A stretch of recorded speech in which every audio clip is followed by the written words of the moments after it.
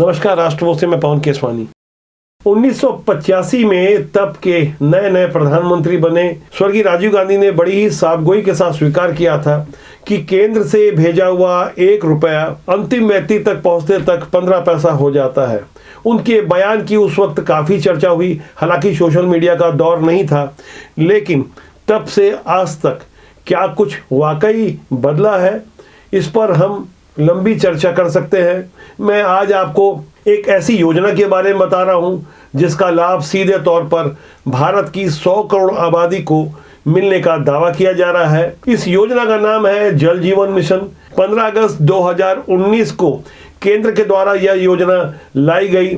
उस समय मोदी सरकार पार्ट 2 नया कार्यभार संभाली थी। इस योजना के लिए 3,60,000 करोड़ का एक बड़ा बजट रखा गया। इसके लिए समय निर्धारित किया गया 2024 तक का, जबकि नवंबर 2022 तक 50% लोगों को ही इस योजना का लाभ मिल पाया है। इस योजना में हिमाचल प्रदेश और पूर्वोत्तर के प्रदेशों को 1 रुपए नहीं देना पड़ता, जबकि उत्तरांचल को 10% देना पड़ता है, जबकि शेष राज्यों को 50% का अंशदान देना पड़ता है। शेष 50% केंद्र सरकार देती है। इस योजना का उद्देश्य था कि सीधे तौर पर खासकर ग्रामीण जनता को इसका लाभ मिले, आम लोगों को उसके घर में नल से पानी मिले। यह नल जल योजना बेहद महत्वाकांक्षी योजना है, लेकिन इस योजना में जिस तरह की लूट खसोट और कमीशन खोरी मची हुई है, इस पर मैं आज प्रकाश डालूंगा। दरअसल योजनाएं बनती है आम जनता के हितों के लिए, लेकिन कमीशन खोर अधिकारी अपनी हरकतों से बाज नहीं आते हैं। वे देश को इस कदर लूट रहे हैं जैसे चंबल के कोई डाकू हों।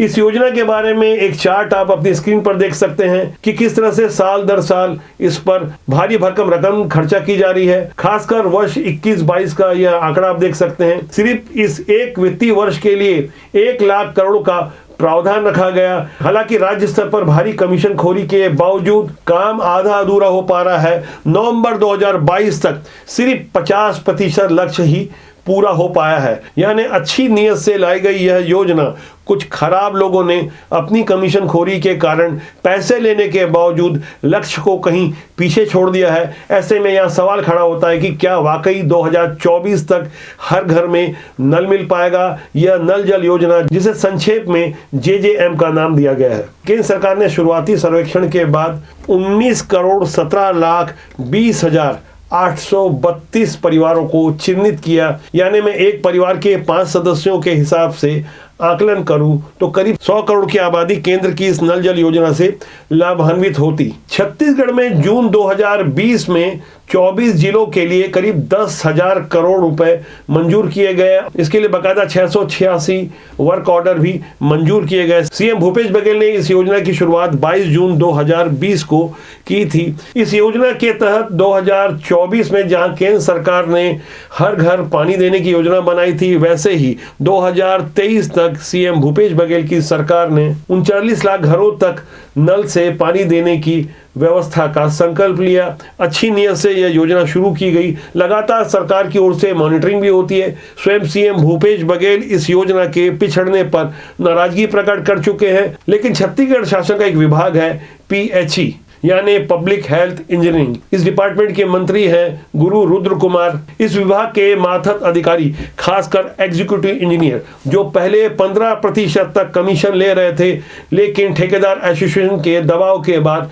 अब 10% का कमीशन ले रहे हैं। यही कारण है कि केंद्र सरकार की महत्वाकांक्षी जल जीवन मिशन योजना में छत्तीसगढ़ केंद्र से मिली राशि का 50% भी खर्च नहीं कर पा रहा है। मैं यदि पिछले 3 वर्षों के आंकड़ों की बात करूं तो पहले वर्ष 18.85% काम हुआ, जबकि दूसरे वर्ष 50.23% और तीसरे वर्ष सिर्फ 26% की राशि ही खर्च हो पाई। वहीं मौजूदा वित्तीय वर्ष यानी 2022-23 के लिए 2,223.98 करोड़ रुपए की मंजूरी मिली है। बावजूद इसके काम अभी बहुत धीरे चल रहा है। इसके चलते केंद्र सरकार ने पहली किस्त के रूप में केवल 491 करोड़ रुपए ही जारी किया। छत्तीसगढ़ राज्य में 3 वर्षों में महज 27.04% घरों में ही नल लग पाया है। पिछले वर्ष प्रदेश में काम की गति संतोषजनक नहीं होने के कारण केंद्र सरकार ने 1 किस्त की राशि जारी करने के बाद बाकी की 3 किस्त की राशि रोक दी थी।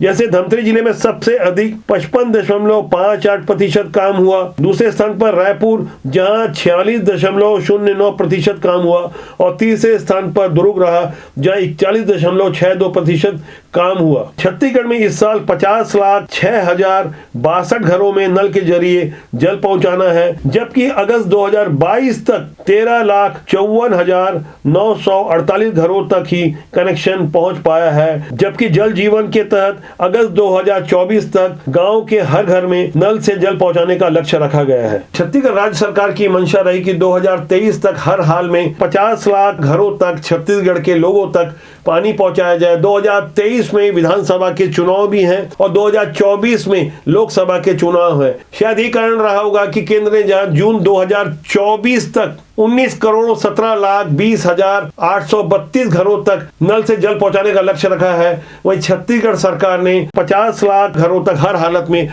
2023 तक नल से जल पहुंचाने का लक्ष्य रखा है। जल जीवन मिशन योजना से जहां राज्य हो या केंद्र, इन सरकारों को सीधे तौर पर राजनीतिक लाभ पहुंचता, लेकिन भ्रष्ट तंत्र के कारण यह योजना अपने उद्देश्यों से कहीं दूर भटकती नजर आ रही है। हालांकि इन कार्यों के लिए ई टेंडरिंग की व्यवस्था है, यानी इंटरनेट के माध्यम से ऑनलाइन टेंडर होता है। बावजूद इसके एग्जीक्यूटिव इंजीनियर यानी कार्यपालन अभियंता अपने चहेतों को काम दिलाने में सफल रहते हैं। बड़ी संख्या में काम बांटे जा रहे हैं। अपने रिश्तेदारों या चाहने वालों को काम दिलवाने में सफल होता छत्तीसगढ़ का पीएचई विभाग, जहां पूरा भ्रष्ट तंत्र काम कर रहा है। यही कारण है कि अपने लक्ष्य से मौजूदा समय में छत्तीसगढ़ में जल जीवन मिशन योजना 10 महीने पीछे चल रही है। ऐसे में 2023 तक भला छत्तीसगढ़ में 50 लाख घरों तक पानी कैसे पहुंच पाएगा, यह एक बड़ा प्रश्न है। छत्तीसगढ़ में इस लेट लतीफी पर केंद्र की नजर पड़ी, तब केंद्र के अफसरों की नजर एक बैंक खाते पे पड़ी जो निजी बैंक का खाता था। यहाँ जो बेनामी भुगतान हो रहा था वह भुगतान पकड़ा गया। हालांकि इसे किसी तरह अभी दबाने की कोशिश चल रही है। पीएचई विभाग की ऐसी मनमर्जी के विरुद्ध सीएम भूपेश बघेल ने समीक्षा बैठक में अधिकारियों को कई बार फटकार लगाई है। ऐसी फटकार और लताड़ के बावजूद लगता नहीं कि 2023 तक छत्तीसगढ़ में जल जीवन मिशन योजना अपने लक्ष्य को पूरा कर पाएगी। पीएचई विभाग में कमीशन खोरी से अजीज आ चुके एक ठेकेदार ने बताया कि प्रदेश में सिर्फ आधा दर्जन जिलों पर ही योजना सही तरीके से पटरी पर चल रही है। शेष जिलों में काम तो हो रहा है, लेकिन खाना पूर्ति और इंजीनियरों के नाते रिश्तेदारों को ठेकेदारी का जो काम सौंपा गया है उससे पेयजल आपूर्ति का हाल बेहाल हो गया है। पंचायतों से लेकर आम ग्रामीण पीएचई विभाग के इन अफसरों की कार्यप्रणाली से त्रस्त है। सबसे खराब हालात राजनांदगांव, बस्तर और सरगुजा संभाग की है। इन संभागों में कई गांव गुणवत्ता विहीन कार्यों के चलते पंप हाउस और पाइपलाइन दोनों ही चंद महीनों में ठप पड़ गए हैं। ग्रामीणों की शिकायत है कि कई महीनों से कोई निराकरण नहीं हुआ है। बताया जा रहा है कि सबसे ज्यादा शिकायतें राजनांदगांव की है।